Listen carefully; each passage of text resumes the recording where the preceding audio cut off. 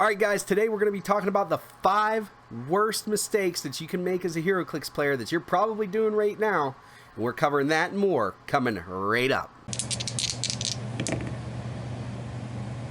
Mr. Clixflix is brought to you by Lucky Dice Cafe out of Huntsville, Alabama, home of the ROC. No matter if you're in the United States or around the world, Lucky Dice Cafe has the winning role for our gaming needs. You can visit them at luckydicecafe.com or on their Facebook page using the link found in the description of this video. Mr. Clixflix is brought to you by trollandtoad.com, one of the largest online gaming retailers. Please visit trollandtoad.com and use the promo code Mr. Clixflix for 5% off your Heroclix purchase today. Alright guys, so today we're going to talk about the 5 worst mistakes Heroclix players make. I know I'm for sure guilty of these from time to time. I think a lot of you are too, so I think this list in no particular order is going to be really nice. Just to kind of give you a refresher for, just 5 things you can keep an eye out for. Even if you can only do 1 a week just to concentrate on and then eventually get up to all 5, you'll improve and just be a much better player because of that and that alone. So the first thing we're going to talk about is taking your opponent's word for it. Now, most opponents, they're not going to be doing anything maliciously.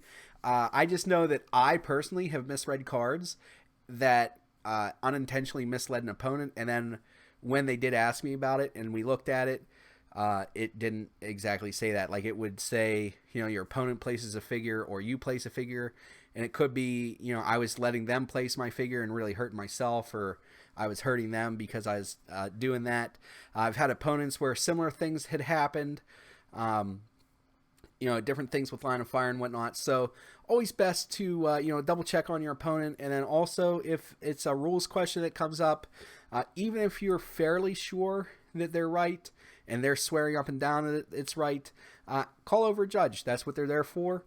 And sometimes, you'll be surprised. I know that's definitely happened to me before. There was a video where I even say in the video, I was like, I'm 99% sure you're right, but this is an important move, so let's just call him over. Turns out that what I needed to happen was what was legal rather than what I thought the rule was. So, always best to, just double check and don't take your opponent's word for it, even if he is a good guy. Because, again, most of the time nobody's trying to cheat you. It's just, sometimes you misremember things, and that's just what happens. Next big mistake we're going to talk about is one that I'm generally guilty of too, and it's not looking over your opponent's team when they sit down at the table. Especially now where, everything's on the character card. Don't flip it over, though. That's a no-no. You're not allowed to do that and look at the dial. But you can look at the front part, make sure to read over all the traits, do your best to understand them. If you don't understand, call the judge over. Make sure you understand. Same thing with all the special powers.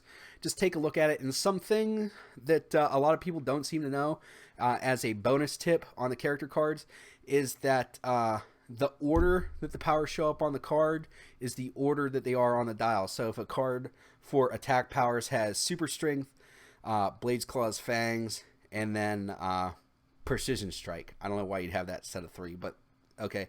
So that means for some portion of the dial, there is super strength, and then for some portion in the middle-ish part of the dial, there is whatever the other blades, claws, fangs, and then at some point later in the dial is precision strike.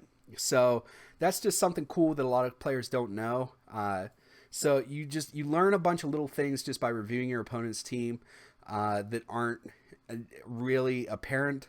And even if you really think figure sometimes reviewing it will just jog your memory to remember a particular combo that really works with them, and you can see if they have that combo or not. And it'll help you win a lot of games just by doing that simple step. Next big mistake we're going to talk about is not thinking about your map.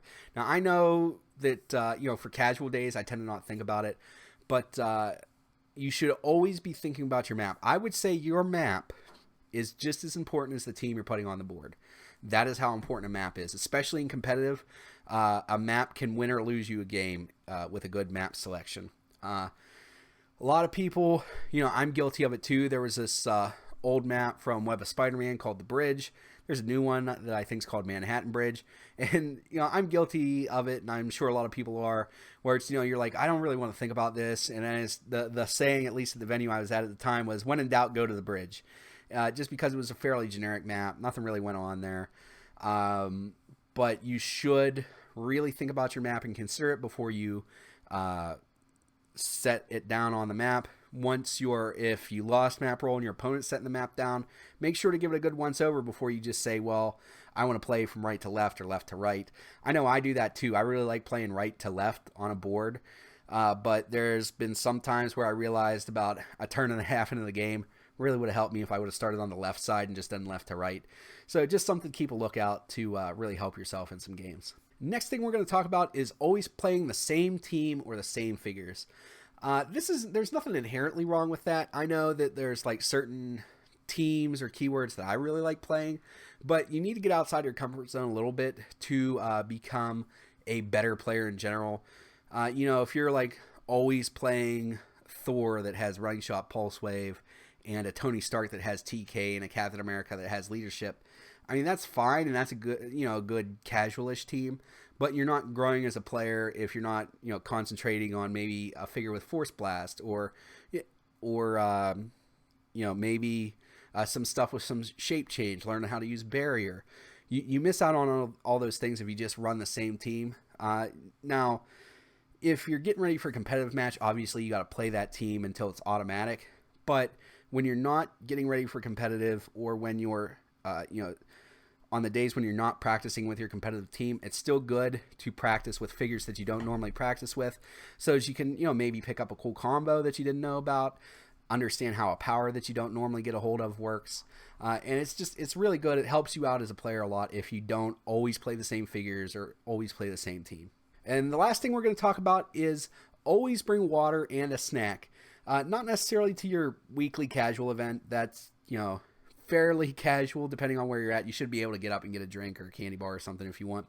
But if you go to a big one like Origins for Nationals, or if you go to Worlds, wherever they're going to have that, or, your country's national championship, you don't always have time to go get something between matches, especially like just a bottle of water or something like that. So you should bring that stuff with you so that if you do have a break, everybody's going to go into the line, whatever the cafeteria type area is, food court, to get a water and a snack, and they're going to try to hit up the restroom, whereas you've made it so that all you really have to do is hit up the restroom, so you can be super leisurely about it, enjoy your drink, enjoy whatever snack you brought with you, and it's really going to help improve your day.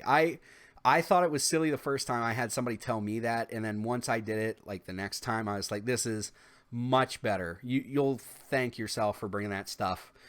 It makes it a lot easier. Staying hydrated helps you think, and keeping a little snack there makes it so that you're not in the middle of your match if you're one of those foodie type people who's thinking, oh, well, I really want dinner to be here.